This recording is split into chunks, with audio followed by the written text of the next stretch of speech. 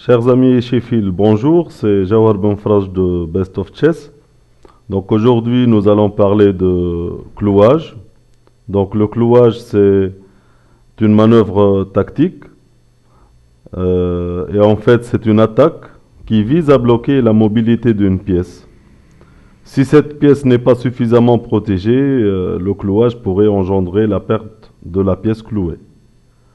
Donc, lorsqu'on parle de clouage, on parle généralement de trois pièces qui entrent en jeu. La première, c'est une pièce clouante. Donc, dans notre cas, dans le diagramme que vous voyez, donc la tour, le fou et la dame sont des pièces clouantes. On parle aussi de pièces clouées, donc c'est le cas du cavalier qui est cloué par la tour. C'est le cas du pion C6 qui est cloué par le fou.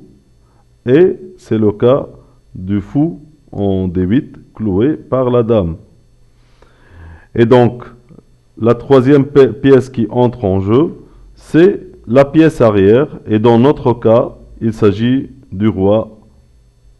Donc, le roi dans la case E8. Donc, le clouage peut se faire sur une colonne, une rangée ou une diagonale. Et nous avons les trois cas de clouage. Donc, une colonne, c'est le cas de la tour qui cloue le cavalier. Et une diagonale, c'est le cas du fou qui bloque le pion C6. Et une rangée, donc c'est le cas de la dame qui cloue le fou en D8. Nous passons au diagramme suivant. Donc on parle de deux types de clouage. Le premier type, c'est le clouage absolu. C'est le cas du cavalier en C6 qui est cloué par rapport au roi, par la dame en C1. Donc pourquoi on appelle clouage absolu? Parce que dans ce cas, la pièce clouée elle ne peut vraiment pas bouger. C'est aucune solution. Et on parle de deuxième type de clouage qui est le clouage relatif. C'est le cas de la tour en F6 qui est clouée par rapport à la dame en H8. Mais ce clouage reste relatif puisqu'il peut être contré par des manœuvres tactiques ou des contre-attaques. Et comme vous le voyez, par exemple, dans notre cas, la tour peut tout simplement bouger avec échec pour ne pas perdre la dame. Et donc, les noirs peuvent jouer tour G6, échec. Et évidemment, c'est les noirs qui récupèrent le fou. Voilà, donc il faut faire attention lorsqu'on fait un clouage relatif à ce que l'adversaire n'ait pas de contre-jeu. Nous passons au diagramme suivant, d'autres exemples de clouage.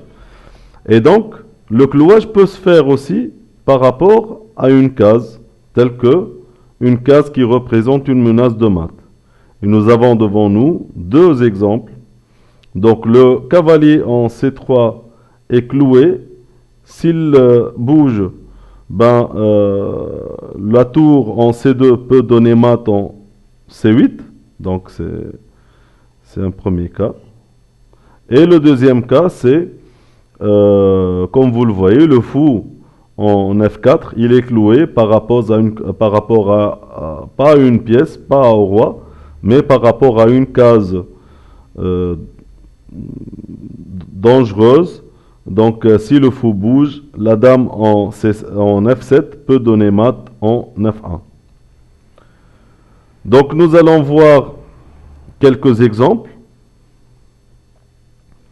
Donc, dans ce premier cas, comme vous pouvez le constater, le fou en D8 et le roi en G8 se trouvent sur une même rangée. Et donc, la tour va clouer le fou. Et dans ce cas, les noirs n'ont pas de défense et la pièce est perdue. Nous passons à l'exemple suivant. Donc dans ce cas, c'est trait au blanc. C'est la tour en E6 qui se trouve sur une même ligne que le roi en G8. Cette ligne, c'est une diagonale. Et le fou blanc peut manœuvrer, peut clouer la tour et évidemment donc gagner une qualité si les noirs jouent roi F7 par exemple. Nous passons à l'exemple suivant. Donc c'est un exemple qui peut provenir d'une partie. Et donc nous constatons que le cavalier en F6 et la dame en D8 se trouvent sur une même diagonale. Le cavalier en F6, il est déjà attaqué une fois par la dame F3 et les noirs peuvent l'attaquer une deuxième fois tout en le clouant pour l'empêcher de s'échapper par le coup fou G5 et comme vous pouvez le constater, les noirs n'ont aucune défense et le cavalier en F6, il est perdu.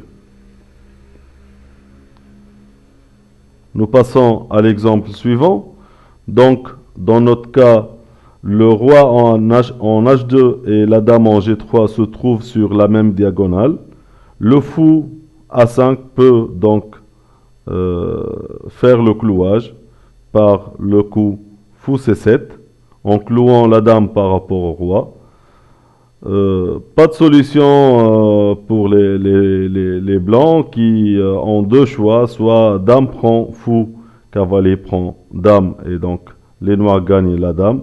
La deuxième possibilité, évidemment, c'est de jouer F4 pour protéger la dame, mais le pion il est attaqué deux fois par le cavalier et par le fou et donc le fou peut prendre le pion et aucune solution pour les blancs, ils perdent la dame. Nous passons à l'exemple suivant. Donc ici, trait au blanc. La tour en D5 et le roi en A8 sont sur une même diagonale. Nous pouvons aussi constater que la tour se trouve, n'est pas protégée et ne peut être protégée. Et donc le coup dame E4, faisant clouage à la tour et gagnant. Nous passons au dernier exemple.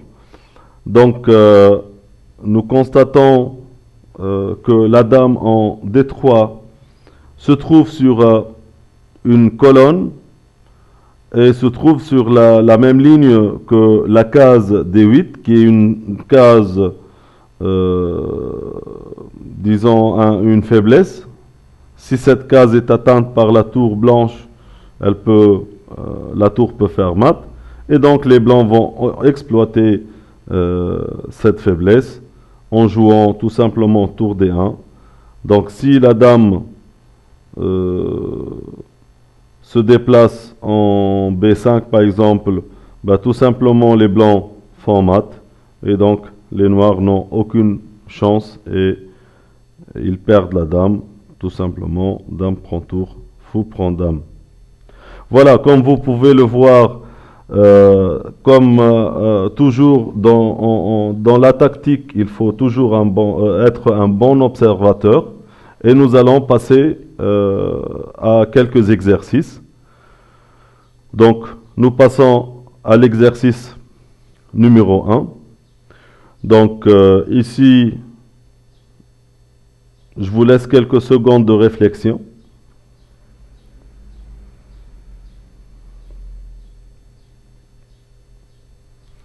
Donc, les blancs vont faire une première manœuvre par dame G5 échec.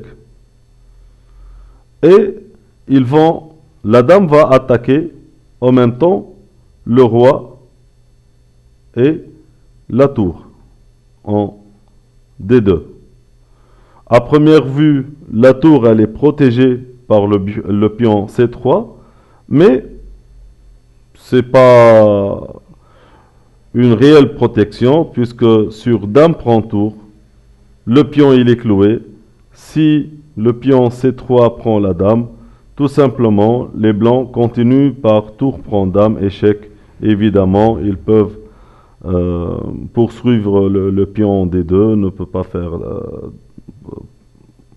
peut pas être promu. Et donc, comme vous pouvez le constater, les blancs ont exploité le clouage du pion en C3 pour gagner une pièce. Nous passons à l'exemple suivant.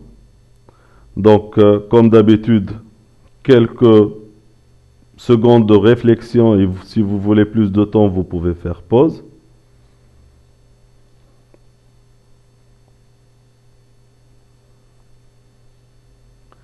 Et donc, nous allons voir ensemble le coup gagnant pour les blancs. C'est tout simplement dame H1, elle attaque la tour et dans notre cas, nous constatons que la case B7 est attaquée par la tour B3 et donc si la tour en E4 qui est faible puisque c'est une pièce non protégée, si on déplace la tour E4, tout simplement les blancs peuvent faire mat. Et comme il n'y a aucun moyen de protéger la tour, donc les blancs gagnent une pièce. Nous passons à l'exercice suivant. Donc là, c'est une position un peu plus compliquée. Je vous laisse quelques secondes de réflexion.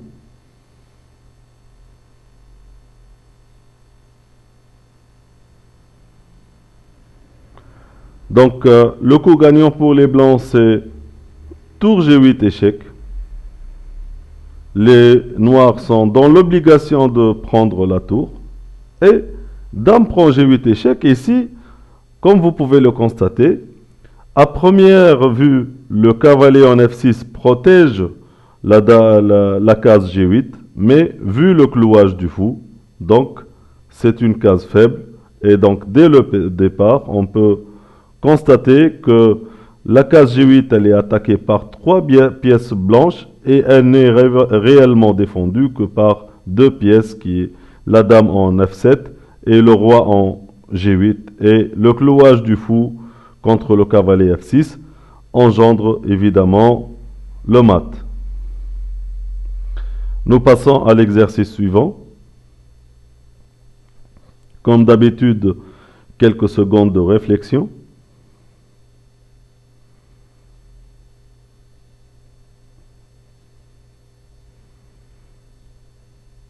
Donc, dans cet exercice, nous constatons que la tour en D3 cloue le cavalier en D6 par rapport à la tour en D8, mais ici, il faut jouer avec précision. Pourquoi il faut jouer avec précision?